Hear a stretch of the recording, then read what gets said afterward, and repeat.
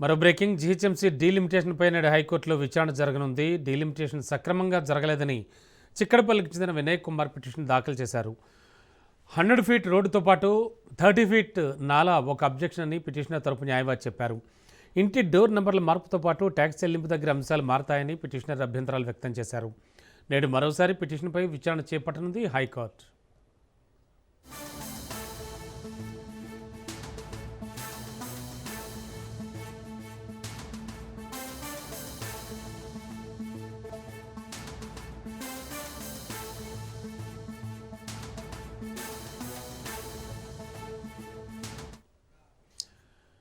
GHMC డీలిమిటేషన్పై నేడు హైకోర్టులో విచారణ జరగనుంది. డీలిమిటేషన్ సక్రమంగా జరగలేదని చిక్కడపల్లికి చెందినటువంటి వినయ్ కుమార్ పిటిషన్ దాఖలు చేశారు. 100 ఫీట్ రోడ్డుతో పాటు 30 ఫీట్ నాలా ఒక అబ్జెక్షన్ అని పిటిషనర్ తరపు న్యాయవాది చెప్పారు.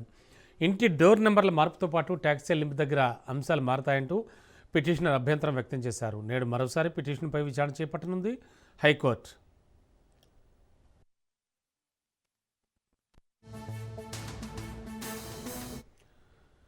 ఇదే అంశానికి సంబంధించి మరింత అదనపు సమాచారం అందించడానికి మా కరెస్పాండెంట్ సునీల్ సిద్ధంగా ఉన్నారు. సునీల్, డీలిమిటేషన్పై హైకోర్టులో ఇవాళ మరోసారి వాదన జరగనుంది, విచారణ జరగనుంది. ఏం జరగబోతోంది?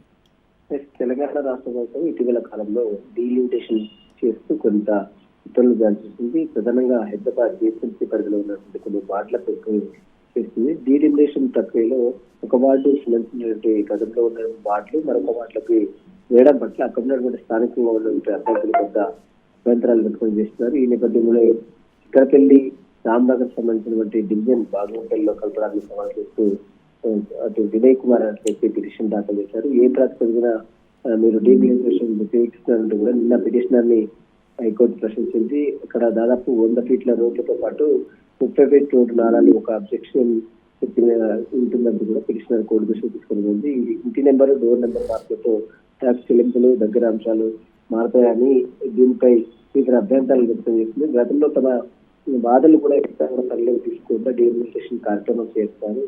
ఇదంతా కూడా పూర్తిగా అసంబద్ధంగా ఉంది. ఖచ్చితంగా దీన్ని యథావిధిగా ఉంచాలి, గతంలో ఉన్న మాదిరిగానే ఉంచే విధంగా హైకోర్టు ఆదేశాలు వేయాలంటూ కూడా పిటిషన్ లో మెన్షన్ చేయండి. ఈ రోజు మరొకసారి పిటిషనర్ తీరుపై కొంత ఆగ్రహం వ్యక్తం చేసినప్పుడు కూడా ఈ రోజు మరొకసారి ఆ పిటిషన్ ని విచారిస్తామంటూ కూడా కోర్టు ఈ రోజు న్యాయవాదులు. Okay, thank you.